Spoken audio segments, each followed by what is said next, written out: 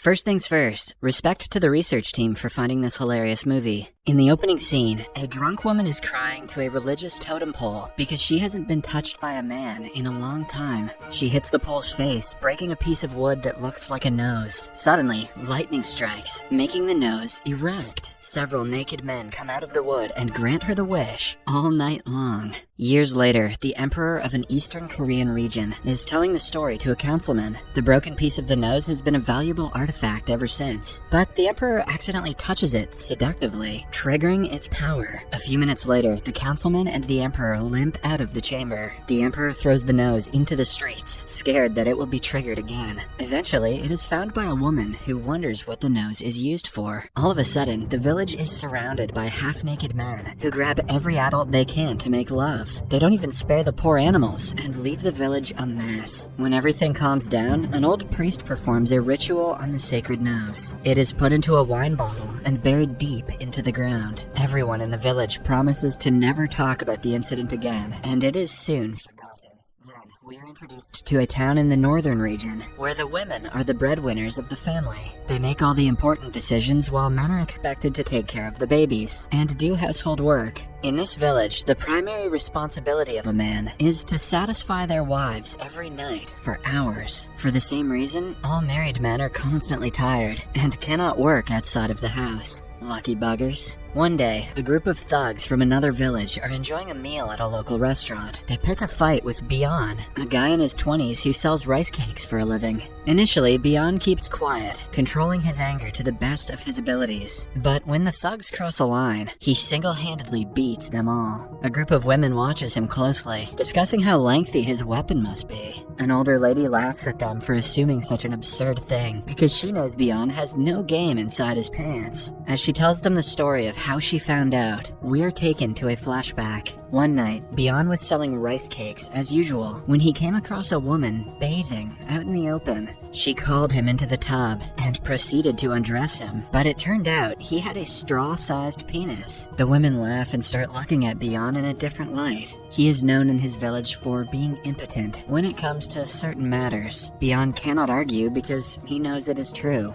Hopefully, Bian will find magic for his penis soon. In the following scene, we are introduced to Bian's older brother, Kang Mok. Unlike Bian, Kang Mok is known for being a manly man who could satisfy any woman's needs, but chooses not to. When he goes into the river to bathe, a group of women of all ages gathers to watch him. They long for a man with his assets, and have tried everything to seduce him, but nothing works on Kang Mok. Later that night, Bian is in a restaurant drinking in misery. A man touches him inappropriately to check if the rumors are true, which causes a fight between them. Kang Mok quickly comes to his brother's rescue and carries him home. On their way, they encounter a woman named Dao Gang dancing on a bridge. Mesmerized by her beauty, they fall into the water. She walks away right after, but her performance keeps playing in both of their minds. While drying their clothes, Kang Mok recounts the day when his brother's genitals shrunk because of a mistake. What most people don't know is that Bian was born with a normal penis, but when he was 19, his pants lit on fire and took his underwear with it. To stop the fire, Kang Mok repeatedly kicked him in the nuts. It saved Bian's life, but confirmed that he will never have a child. The brothers' relationship hasn't been the same since the incident, but no matter how much they fight, at the end of the day, they always have each other's back. Too bad they don't also have each other's penis.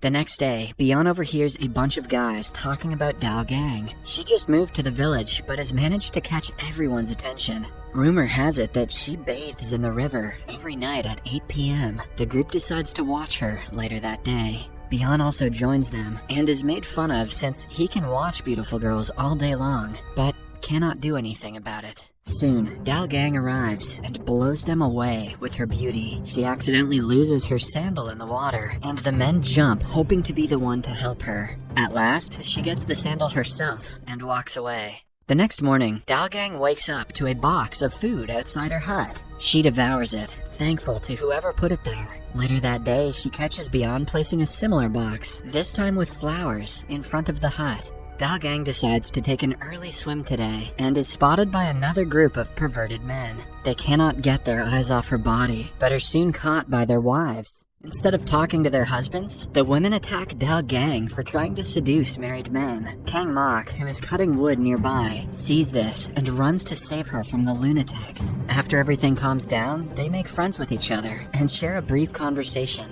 Later at night, Kang Mok tells his brother to start preparing for a wedding because he has found a wife for himself. The wife turns out to be none other than Dao Gang. Heartbroken by the news, Beyond storms away. He goes to the bridge and drowns in his thoughts. Somewhere nearby, the old priest and his disciple are trapped in a net set of wild animals. They have been tangled for hours and need immediate help. Beyond hears them and saves their lives. The priest listens to Beyond's concerns and suggests a way he can reverse his impotence and become the best woman pleaser in the entire country. Beyond is asked to drink only a sip of wine from the bottle that was buried with the sacred nose long ago. The priest continues explaining the consequences of drinking more than a sip, but Beyond is no longer interested. He digs the wine out of the ground, finishes the entire bottle, and passes out drunk for more than a day. When he wakes up again, even little insects and wild mushrooms are attracted to his crotch. On his way home, he finds out every man in the village has been drafted to war, but he missed the draft since he was drunk. Because of this, he is the only man left in the village. In Kang Mok's absence, he is to take care of the house, the business, and most importantly, Kang Mok's wife. At night, Beyond cooks food for his sister-in-law and accidentally walks in on her sleeping in an erotic position. Because of his newly repaired genitals, he has a hard time controlling himself. To get rid of the sex drive, he chops wood the entire night and drinks a pond dry. As expected, he has to pee after drinking so much water, which is when he finds out his new penis is basically a fire hose. At the same time, the princess and her guards are passing through the jungle below the hill. Chaos ensues when a wildfire spreads and people start to run, but they are ultimately saved when Beyond puts out the fire by urinating from the top of the hill. Not just that, but at one point, he urinates on the sun and dims its light for a second. The women in the village are sick of spending their nights alone because of their husband's absence. Hence, on hearing news about the new and powerful manhood, they all grow excited. A bar woman who saw the water hose action tells everyone else about it, using a fish as an example, but the women will only believe it when they see Beyond's equipment with their own eyes. At night, they gather outside his house and spy on him.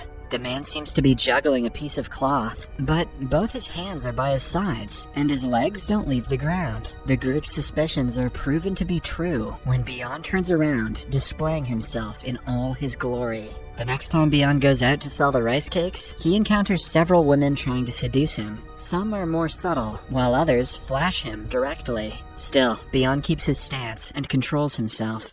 One night, the barwoman loses her patience and breaks into his house, determined to make love to him. Beyond senses her attraction and claims that she cannot handle him. In retaliation, the barwoman laughs because she has been with more men than there is hair on his head. Beyond takes it as a challenge and rocks her night. The noise wakes the entire village, and in a few minutes, a crowd of women comes to his house, waiting for their turn to get in bed with him. When he is done with the barwoman, she gets a nosebleed. She proudly claims that she will need at least 10 business days to recover. One after another, every woman in the village is pleased by Beyond, but his stamina never runs out. He doesn't differentiate between the young and the old ones, and treats them all with the same amount of love. By the morning, he has had intercourse with every single woman in the village, except Dao Gang. In the next scene, the princess tells the emperor about the unnaturally long genitals in the town. The emperor makes his guard kidnap Beyond and bring him to the palace. "Let me get a look at this dick," says the emperor. He is then given a chance to free his brother and bring him back from the war. All he has to do is participate in a weightlifting competition and win.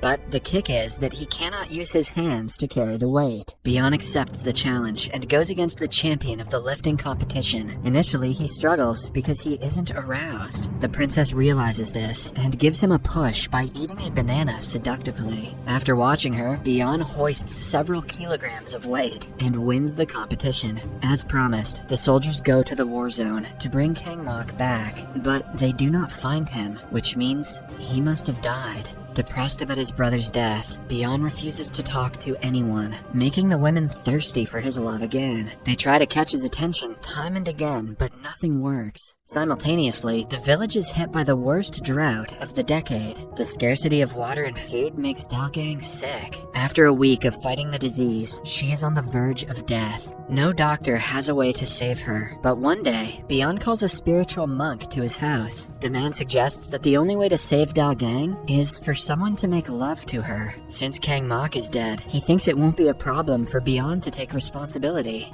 Beyond thinks about it for hours before finally making love to Dalgang at night. Like the monk had predicted, she feels a lot better the next day. The old priest and the emperor are worried about the drought that is starting to kill people from starvation. The priest reveals that the sacred female bear who lives in the woods is not happy with the people of the empire. Hence, she has brought drought upon them as punishment. Time for Beyond to diddle that bear. To satisfy her, one must sacrifice their life to her. Back in the village, all women get sick at the same time, including Dalgang, and find out they're pregnant with Beyond's children. At the same time, their husbands return from war, but are not told about what happened in their absence. A few days pass, but the women are no longer satisfied with their husbands' sex drives. Then, one day, Kang Mok returns from the war, revealing that he lost a leg. The men also discover that their wives have been impregnated by Beyond. Unable to face his brother and everyone else, Beyond volunteers to be the sacrifice the village needs to end the drought. The women weep at the loss of such a magnificent man, but the officials have already made the decision.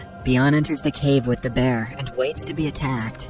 Some time passes, but the rain never comes. Everyone assumes that the ritual failed and that Beyond sacrificed his life for nothing. But then, we see Beyond making love to the sacred bear, satisfying her in a different way than the priest wanted him to. The plan works, and the village is blessed with heavy rainfall. The scene then cuts to a few years later. The tale of the legendary libido is still narrated around the country. Beyond's sons have grown up and have inherited water hose power from their father. In the last scene, the princess is on a boat telling her friends about the time she met the one and only sexual legend. The man rowing the boat turns around and reveals that he is the said legend.